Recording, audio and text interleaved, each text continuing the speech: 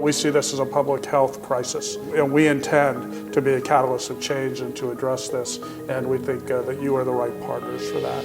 Schools are ground zero of the epidemic, and if we want to move policy forward, we need to educate the public what's really going on. So it's more incumbent upon us to find a solution to try, because it's happening more in our schools than it is outside our schools. We have a responsibility to protect vulnerable youth from being misled, and so we have got to have campaigns that say this will kill you, this is going to damage your health.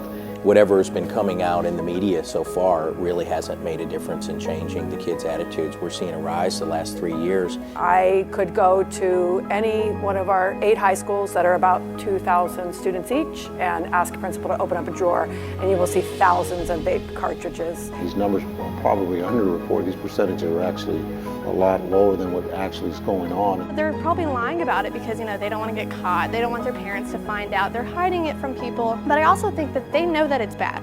But they're addicted to this point where it's like, okay, I can't stop. I think our students are responding to the pressure cooker that we ourselves have inadvertently created. I mean, the competitive environment among these kids, my kids were pretty good students, and I had no idea the pressure that they were under. Ultimately, you're trying to figure out what works. Yeah.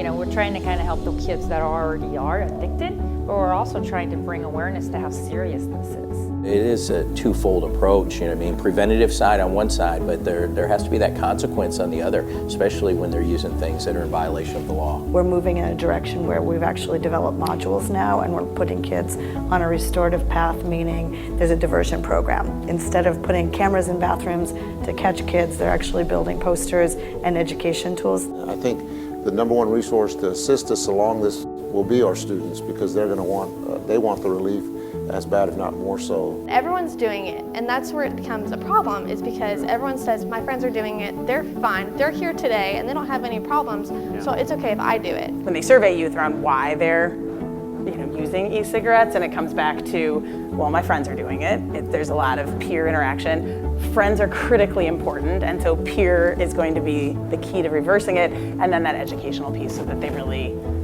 do understand the truth. Somehow or another, we collectively have to make sure that this gets on the radar of every superintendent in this country to make sure that we're dealing with this. There's a call for action for us all to work together, engaging youth influencers, educators, parents, and informing youth and engaging youth themselves. Don't let the conversation end today, okay? Take it forward and let's do something about it. Okay, use the weight and the gravity of your signature, your position, and who you are within your communities to truly take this conversation forward and make an impact.